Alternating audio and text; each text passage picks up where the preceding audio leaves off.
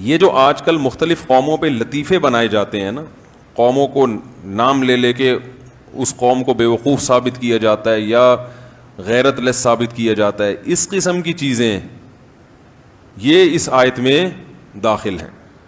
اللہ فرماتے ہیں ہو سکتا ہے وہ قوم تم سے بہتر ہو. تو لا يسخر قوم من قوم عسى ان يكونوا خيرا منهم ولا نساء من نساء، اور عورتیں بھی عورتوں کا مذاق نہ اڑائیں، ہو سکتا ہے جس کا مذاق اڑا رہی ہیں وہ تم سے بہتر ہو. اب دیکھو جب اللہ نے قوم کا ذکر کر دیا کہ کوئی کسی دوسرے کا مذاق نہ اڑائے تو اس میں خواتین خود بخود آ گئی نا، لیکن اللہ نے خواتین کا ذکر الگ سے بھی کیا. اس لیے الگ سے کیا کہ یہ بیماری مردوں کی نسبت خواتین میں زیادہ پائی جاتی ہے. کسی پر آنکھ سے اشارے کرنا، مذاق اڑانا کسی کا، کوئی چھوٹے قد کی ہے تو اس کا چھوٹے قد کا مذاق اڑانا، کسی کی شکل اچھی نہیں ہے تو اس کا مذاق اڑانا، کسی میں کوئی عیب ہے اس کا مذاق اڑانا. عیب نکالنے کا جو عنصر ہے یہ مردوں کی نسبت خواتین میں تھوڑا زیادہ ہوتا ہے. مردوں میں اور بھی برائیاں زیادہ ہوتی ہیں لیکن یہ والی برائی خواتین میں زیادہ ہوتی ہے. نبی صلی اللہ علیہ وسلم نے بہت شدید وعید بیان کی ہے کہ پڑوسی کے ہدیے میں کوئی عیب نکالا جائے. بعض دفعہ کسی نے کوئی کھانا بنایا، اس نے کہا چلو آج ہم نے پائے پکائے ہیں تو پڑوس میں بھی بھیج دیتے ہیں. اب جب آپ کے پاس آئے تو آپ نے کہا اصل میں صحیح پکے نہیں تھے نا، اس لیے ایک پلیٹ ہمارے یہاں بھی بھیج دی. ہیں پکے نہیں تھے نا صحیح، یہ کیا بھیجا ہے، ان کو تو پائے پکانے بھی نہیں آتے. اور بھائی اس نے فری پھوکٹ میں آپ کے پاس ایک چیز بھیج دی ہے، آپ شکر ادا کرو. ہاں کوئی اگر اس میں کھانے میں تو ویسے بھی عیب نہیں نکالنا چاہیے، سنت کے خلاف ہے، لیکن اگر کوئی مشورہ ہے تو ان کو کسی وقت دے دیا جائے کہ بھائی تھوڑا سا یوں کر لیں گے تو اور اچھے بن جائیں گے. تو یہ جو تنزیہ لب و لہجہ ہے، عیب نکالنے والا لب و لہجہ ہے، یہ اللہ کو ذرا بھی پسند نہیں ہے. اس کو فخر کرنا چاہیے ماشاء اللہ اللہ آپ کو. اور یاد رکھو جب کوئی ہدیہ دے نا تو تکبر سے نہیں لینا چاہیے. چھوٹا سا بھی ہدیہ ہو، بڑی نوازش، ماشاء اللہ اللہ آپ کو بہت بہت جزائے، بڑا دل خوش ہوا آپ. یہ تکبر ہے کہ کسی نے کوئی چھوٹا سا گفٹ دیا، اب آپ کہہ رہے یہ دیکھو یہ کیا نکلا ہے اندر سے، اتنا بڑا ڈبہ تھا، میں سمجھ رہا پتہ نہیں کیا کیا نکلا ہوا ہوگا، جب یوں کر کے کھولا ہے تو اندر سے یہ نکلا ہے اس میں سے. لوگ یہ بھی عید کے موقع پہ گفٹ دیتے ہیں نا ایک دوسرے کو، تو بعض دفعہ وہ ڈبہ بہت بڑا ہوتا ہے، اگلا سمجھ رہا ہوتا ہے پتہ نہیں اس میں کوئی کیا بھرا ہوا ہوگا، کھولو تو ایک بالو شاہی رکھی ہوئی ہوگی درمیان میں بیچ میں. تو مذاق نہیں اڑانا چاہیے. کسی نے بھی کوئی بھی چیز ہدیہ دیا محبت سے، میں اپنے شیخ کو حضرت مفتی رشید احمد صاحب کو 5 روپے ہدیہ دیتا تھا ہر مہینے، اور وہ کروڑ پتی تھے، بہت پیسہ تھا ان کے پاس تھا نا، ہمارے پاس تھوڑی تھا، تو ہم تو اپنے حساب سے دیں گے. تو وہ بڑے آرام سے لیتے تھے اور جیب میں ہمارے سامنے ڈال لیا کرتے تھے، ایسے لیے اور یہاں جیب میں، اور کچھ رقم صدقے کی دیتا تھا کہ یہ صدقہ کہیں بھی کرنا. اس کا نام تھا الوظیفۃ لتوسیع الرزق، یعنی 2 لفافے دیتا تھا ہر مہینے، ایک پر لکھتا تھا یہ رزق میں برکت کا وظیفہ، اس پہ ہدیہ نہیں لکھا ہوتا تھا. نہیں آ رہی بات؟ رزق میں وسعت کا ذریعہ، رزق میں برکت کا ذریعہ، یعنی صدقہ ہے نا، صدقے سے کیا ہوتا ہے،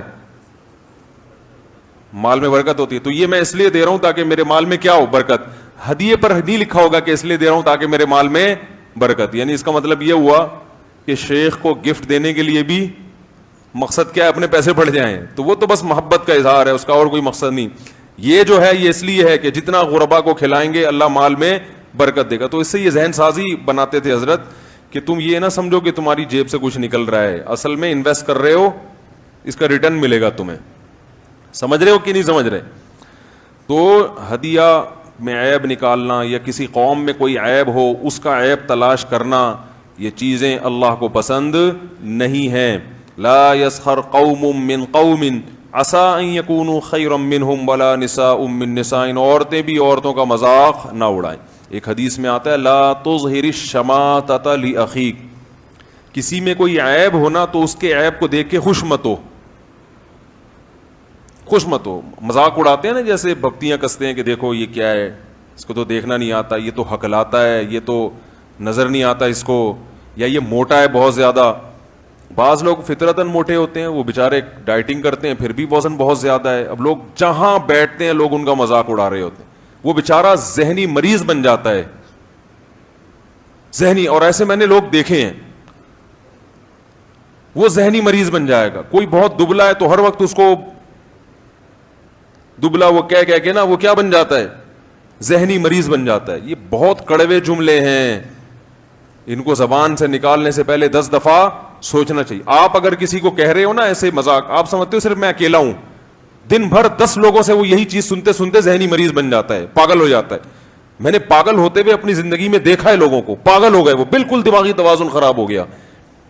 تو بہت ہاں آپ کی بہت زیادہ بے تکلفی ہے کسی سے, آپ کو پتا ہے یہ میرے مذاق سے پریشان نہیں ہوگا بلکہ خوش ہوگا, تو ایسی بے تکلفی اگر کسی سے ہے تو ایک الگ بات ہے. تو طنز کرنا, مذاق اڑانا, لا يسخر قوم من قوم عسى ان يكونوا خيرا منهم ولا نساء من نساء عسى ان يكون خيرا منهن ولا تلمزوا انفسكم ولا تنابزوا بالالقاب. تانے نہ دیا کرو, تانے. تانے کا مطلب کیا ہوتا ہے, کسی کا کوئی عیب ہے, آپ اصلاح کی نیت سے اس کو بتائیں, اس کو چڑھانے کے لیے, اس کو نیچا دکھانے کے لیے اگر بتائیں گے تو یہ کیا بن جائے گا, تانا. نبی صلی اللہ علیہ وسلم نے فرمایا المؤمن مرآت المومن, مومن مومن کا آئینہ ہے. کیسی پیاری حدیث ہے. آئینہ بھی آپ کو آپ کا عیب دکھاتا ہے کہ نہیں دکھاتا, لیکن طنز کرتا ہے. کہیں آئینہ جو ہے نا جب آپ نے سامنے رکھا تو آپ کے چہرے پہ کوئی داغ دھبا ہوگا, دکھا دے گا وہ, لیکن ہنسے گا نہیں آپ کے اوپر. بولے گا دیکھ رہا ہے یہ تو تیری شکل ہے, دیکھ بتا چڑیل جیسا لگ رہا ہے کہ نہیں لگ رہا ہے, شیطان جیسا لگ رہا ہے کہ نہیں لگ رہا ہے, ایسے کہتا ہے وہ.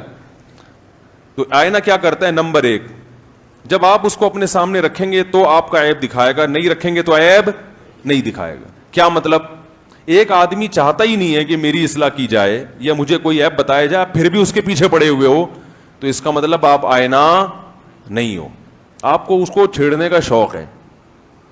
سمجھ رہے ہو نا. ہاں باپ اپنی اولاد کو سمجھائے, شوہر بیوی کو سمجھائے تو ایک الگ بات ہے. ایک اجنبی آدمی کو جا کے بلا وجہ, نہ آپ کا اس سے لینا نہ دینا, اس کو بلا وجہ جا کے ٹوک رہے ہو کہ بھائی تو ایسا سلوک کیوں کر رہا ہے, تو یہ کیوں کر رہا ہے, تو وہ کیوں کر رہا ہے, تو اس سے فائدے کے بجائے کیا ہوگا, نقصان.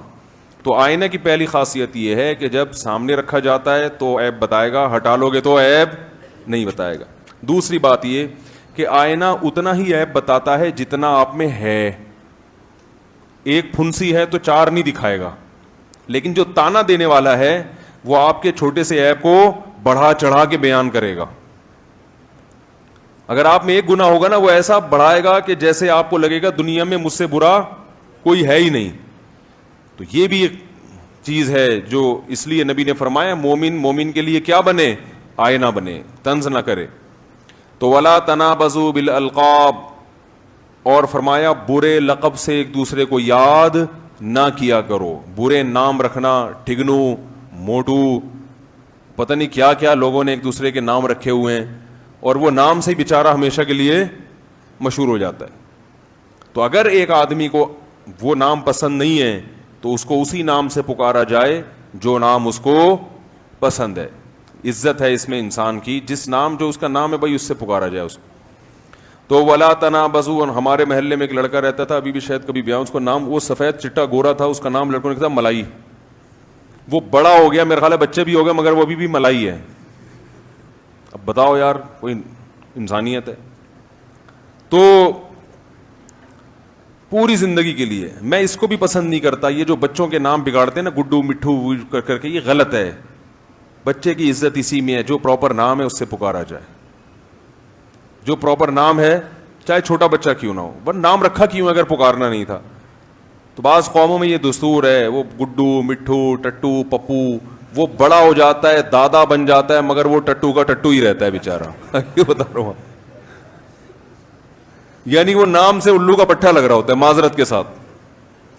بھائی اس کا نام ہے عبدالستار ہے, وسیم ہے, سلیم ہے, مسعود ہے, حمید ہے, ابراہیم ہے, اسحاق ہے, عیسیٰ ہے, یوسف ہے, جو بھی نام ہے وہ نام سے اس کو پکارنا چاہیے. یا کنیت ہو اس کی ابو فلاں کر کے پکار دو, تو بگاڑنا نہیں چاہیے. اچھا